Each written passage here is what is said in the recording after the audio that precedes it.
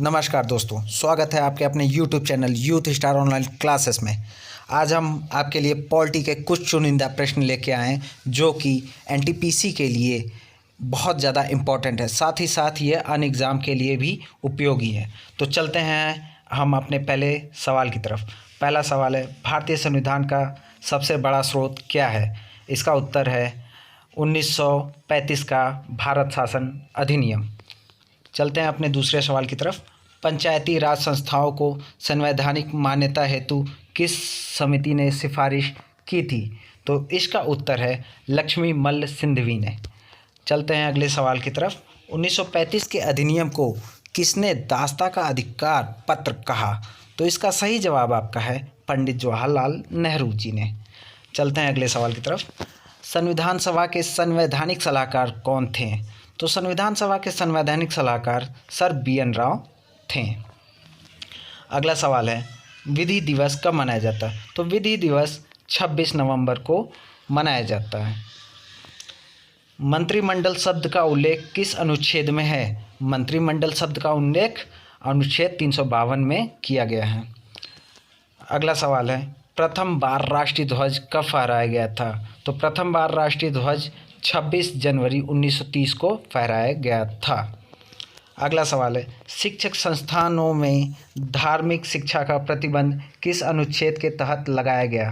तो शिक्षक संस्थानों में धार्मिक शिक्षा का प्रतिबंध अनुच्छेद 28 के तहत लगाया गया। अगला सवाल है आपका, कांग्रेस के किस अधिवेशन में पूर्ण स्वराज की घोषणा की गई? तो कांग्रेस के लाहौर अधिवेशन में 1929 को पूर्ण स्वराज की घोषणा की गई।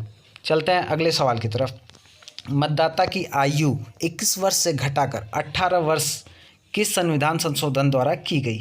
तो मतदाता की आयु 21 वर्ष से घटाकर 18 वर्ष 61वें संविधान संशोधन 1989 के तहत की गई। चलते हैं अगले सवाल पर। डॉक्टर भीमराव अंबेडकर किस प्रदेश से संविधान सभा में सदस्य थे? तो डॉक्टर भीमराव अंबेडकर मुंबई से सदस्य थे। चलते हैं अगले सवाल पर। राष्ट्रीय ध्वज की डिज़ाइन किसने तैयार की थी? तो राष्ट्रीय ध्वज की डिज़ाइन पिंगली वेंकैया ने डिज़ाइन की थी। चलते हैं अगले सवाल पर। आधुनिक भारत का मनु किसे कहा जाता है? तो आधुनिक भारत का मनु आप लोग जानते हैं डॉक्टर भीमराव अंबेडकर को कहा जाता है। चलते हैं अगले सवाल पर। दोनों सदनों की संयुक्त बैठक को कौन बुला सकता है? यहाँ पे मिसप्रिंट है, आप लोग थोड़ा समझ जाइए, कौन बुला सकता है? तो दोनों सदनों की संयुक्त बैठक राष्ट्रपति बुला सकता है। चलते हैं अगले सवाल पर। शोषण के विरुद्ध अधिकार किस अनुच्छेद के अंतर्गत आता है? तो शोषण के विरुद्ध अधिकार अनुच्छेद 23 और 24 के अंतर्गत आता है। चलते हैं अगले सवाल पर। मौलिक अधिकार किस देश के संविधान से लिया गया? तो मौलिक अधिकार का संविधान अमेरिका देश से लिया गया है। चलते हैं अगले सवाल पर। किस संविधान संशोधन द्वारा दिल्ली को राष्ट्रीय राजधानी का दर्जा दिया गया था? तो 59वें संविधान संशोधन द्वारा दिल्ली को राष्ट्रीय राजधानी का दर्जा दिया गया था। भारत में कौन सी तिथि संविधान दिवस के रूप में मनाई जाती है? तो भारत में संविधान दिवस के रूप में तिथि 26 नवंबर को मनाई जाती है।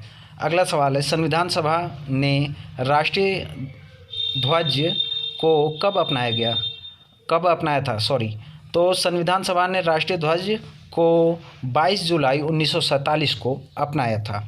संविधान के अनुसार तिरंगे की लंबाई एवं चौड़ाई के बीच का अनुपात कितना होना चाहिए? तो संविधान के अनुसार तिरंगे की लंबाई 3 और चौड़ाई जो है 2 होना चाहिए। तो इस आप 3 संबंधे 2 कह सकते हैं। भारत के राष्ट्रगान के रचयिता कौन है? तो भारत के राष्ट्रगान के रचयिता रविन्द्रनाथ टैगोर हैं, जो कि जन गण मन है। भारत के राष्ट्रगीत के रचयिता कौन है?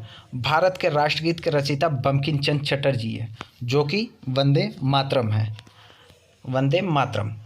अगला सवाल है, विश्व के प्रजातंत्रवादी देशों में किस देश का संविधान सर्वाधिक लंबा और बहु विस्तृत है?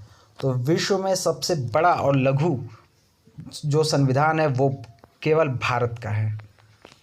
चलते हैं अगले सवाल पर। संविधान के अनुसार किस अनुच्छेद के तहत जीवन की सुरक्षा और व्यक्तित्व स्वाधीनता प्रदान की गई है?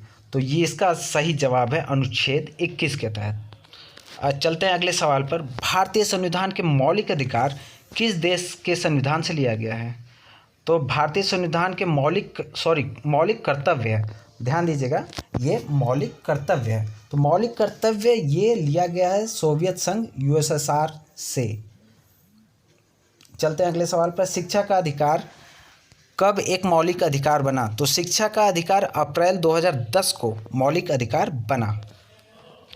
भारत में निम्नलिखित में से कौन से अधिकारी का चुनाव अनुपातिक प्रतिनिधित्व के आधार पर किया जाता है? तो इसका सही जवाब है आपका राष्ट्रपति।